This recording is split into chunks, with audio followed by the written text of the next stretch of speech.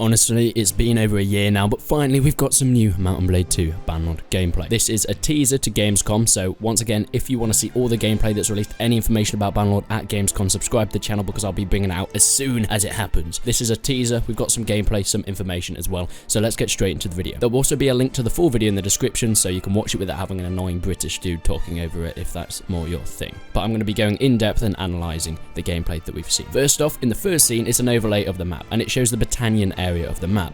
Here we can see a mix of hills and forests, and then what looks to be more of the Azerite area, but judging by the banners, they don't have the main banner that was shown in the faction Bannerlord dev blog, that was linked with the Azerite faction, but maybe this is a minor faction or minor clans that are within that Azerite region, but it just looks like the same region, and the banner are the same style, so that's why I'm kind of linking it to that. Next we go into a scene where we're walking around a town. Here we can see the more in-depth and the effort that they've put into the animations for all the characters. This engine is allowing them to do a lot more with this sort of thing. We can see a man hunched over here. We can see a woman carrying a basket on her head. A lot more variety between the people. In Warband, you had a lot of the NPCs looking different, but they all just walked around doing the same thing. Here, everyone has their own feel to it and just adds to the more naturalistic and realistic world, immersing you into Calvaria. Now, judging by the architecture, it looks like we've got some similar Roman style architecture. Maybe I'm wrong here, but that's what I'm getting from this, so this could be more of an empire city. But then we overlook into another city, and this one's more focused on wooden structures and thatched roofs,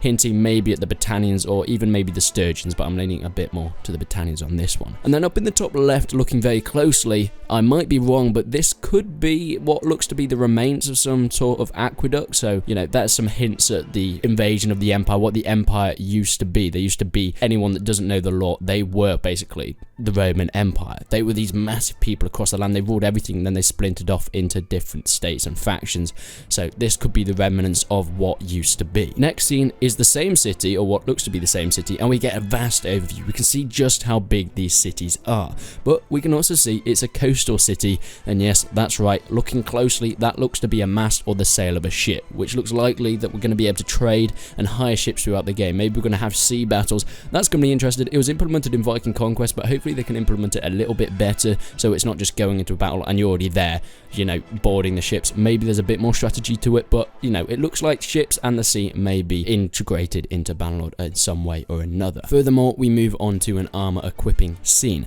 Here it has a very similar layout to Warband, but of course beautiful textures. These armors look gorgeous. I love the scales armor and all the lamella stuff. It looks beautiful. I can't wait to be able to go through and just see everything that I'm able to equip onto my soldier, how they work in battles, etc, etc. Tell me why you can take cows into your inventory. Don't know what that's all about. I'm looking forward to that though. Just whip a cow out of your bag, why not? Moving on, going into the tavern, once again we're showing some great animations with everyone drinking, having fun. You can really feel the atmosphere and the vibrance even without all of the sound design and audio that we're actually going to get in the real game. You can also see the scene design with like sausages hanging off the wall and things like that. It looks really, really nice and intricate. And of course the new and improved lighting engine that we're going to be getting in Bannerlord with the torches on the walls. And my god, this hall looks absolutely gorgeous. I think that they're putting an amazing job into the architecture and the intricate details just to make it a lot more enjoyable to play and immerse you into this world. Now let's get to some of the combat though. Similar layout to Warband, the tournaments, yeah, they look pretty cool. In the top left you can see who is still alive in the tournament that you're playing in and what kills they each have achieved throughout the match.